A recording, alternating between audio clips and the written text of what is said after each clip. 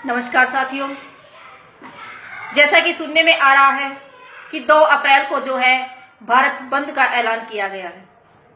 भारत बंद का ऐलान किस लिए किया गया है कि एससी समाज का जो SC/ST एक्ट था उसमें सरकार ने संशोधन किया है। मैं तो ये कहूंगी कि उसको खत्म ही कर दिया है।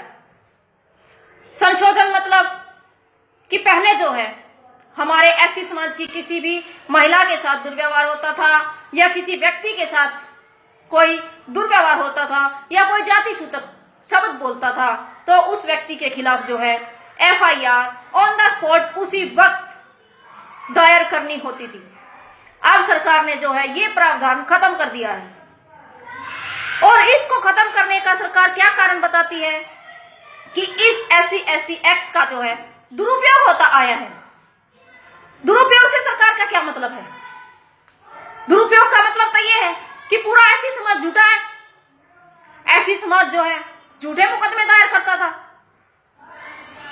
केवल हमें यही एक सम्मान से जीने के लिए अधिकार दिया गया था, जिसके कारण जो है दूसरी जातियों के लोग हमारा मान सम्मान करते थे कि अगर इनको छेड़ा तो SC/ST एक्ट के तहत मुकदमा दायर होगा और वही अधिकार हमसे छीन लिया गया। सरकार कहती है कि हम झूठे मुकदमे दायर करते थे। क्या सरकार उन सभी झूठे मुकदमे दायर करने वालों के खिलाफ कार्रवाई करती आ रही है? क्या सरकार ने सभी झूठों को पकड़ लिया है? सभी धोखेबाजों को पकड़ लिया है? अगर ऐसा है तो जो लोग लाखों करोड़ों का घोटाला कर विदेश चले गए हैं, क्या वो पकड़े गए? बिल्कुल भी नहीं। जिन लोगों ने सरकार का लाखों करोड़ों रुपए का बिजली का बिल नहीं भरा, सरकार से धोखा किया है, क्या वो लोग पकड़े गए? नहीं। जो लोग इनकम टैक्स की चोरी करते हैं, क्या वो पकड़े गए? नहीं। तो केवल एक दलित समाज पर ही सरकार का बस चलता है। पहले तो सरकार ने प्रमोशन में आरक्षण खत्म किया, उसके बाद मेडिकल कॉलेजों में आरक्षण खत्म किया, अब हमारा SC/ST एक्ट ही खत्म कर दिया, जिसके कारण अब आने वाले समय में गुंडाराज हो जाएगा। हमारे समाज की महिलाओं को सरेआम कोई भी व्यक्ति छेड़ेगा, उनके साथ रेप बलात्कार जैसी घटनाएं होगी। पहले भी हमारे समाज की महिलाओं के साथ ऐसे ही दुर्व्यवहार होता आया है, लेकिन फिर भी कुछ मामलों में हम लोग जो है प्रेशर डालकर या एक होकर ये मुकदमे दायर करवाते हैं। तब सरकार का ये प्रावधान था कि जो दोषी पाया गया उसको कोर्ट सजा देगी, लेकिन अब सरकार ने क्या कर दिया कि पहले उस मामले की तफ्तीश होगी। जो कोर्ट का काम होगा वो पुलिस प्रशासन करेगी और अगर व्यक्ति दोषी पाया गया तभी मुकदमा दायर होगा, अन्यथा नहीं। तो दोषी पाए जाने का तो बात बाद में आती है, जब मुकदमा ही दायर नहीं होगा। तो आजकल भ्रष्टाचार के तहत हर कोई अपने आप को निर्दोष साबित करने में कामयाब हो जाएगा। तो हमारे गरीब समाज का तो अस्तित्व ही खत्म है, हमारे समाज की महिलाओं का तो मान सम्मान ही खत्म है। यदि ऐसा हो गया, ये SC/ST एक्ट पर पुनः विचार सरकार नहीं करेगी तो साथियों हमारा इस देश में जीना दुभर हो जाएगा और आने वाले समय में हमारे समाज की महिलाओं का ही नहीं, पुरुषों का भी मान सम्मान खतरे में पड़ जाएगा।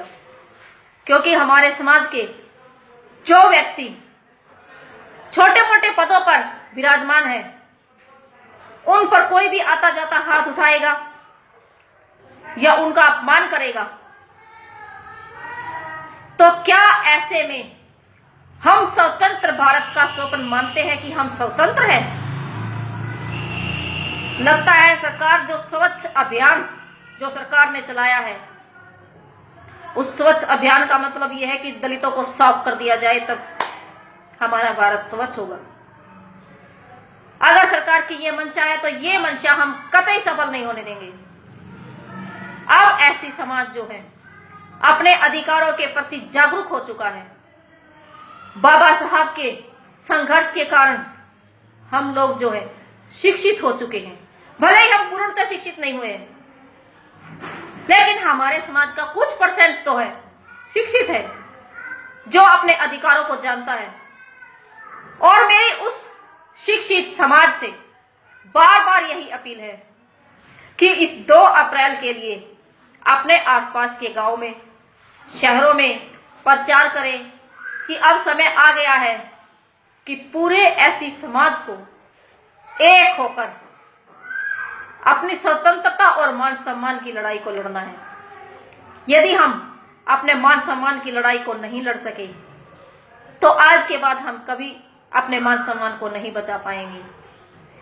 अब हमें एक होकर सरकार को इस SC/ST एक्ट को जो का त्यों रखने के लिए कहना है, और कहना ही नहीं, मनाना है। यदि सरकार हमारी मांग नहीं मानती है तो आने वाले समय में हम इस आंदोलन को बहुत बड़ा रूप देंगे, चाहे इसके लिए हमें आमरण अनशन क्यों ना पड़े, तो हम आमरण अनशन करने के लिए भी तैयार हैं। अब हम पीछे हटने वाले नहीं हैं। जब तक हमारा ये SC/ST एक्ट जो का त्यों नहीं कहेगी सरकार, तब तक हम अपना आंदोलन जारी रखेंगे। और मेरी आप सबसे यही अपील है कि जो भी व्यक्ति मेरी इस वीडियो को सुने वो अपने घर की महिलाओं को जरूर मेरी वीडियो दिखाए और उनको 2 अप्रैल को आने के लिए प्रोत्साहित करे, अपने साथ लेकर आए और ज्यादा से ज्यादा संख्या में इस आंदोलन को सफल बनाए और भारत बंद का जो ऐलान है इसको पूरा करें। और आपके आसपास जहां भी प्रदर्शन किया जाए वहां पर जाए और अपनी भागीदारी व्यक्त करें। अगर हमारा शिक्षित समाज आज भी पीछे रह गया तो फिर कभी नहीं उठ पाएगा। इसी के साथ जय भीम, जय भारत।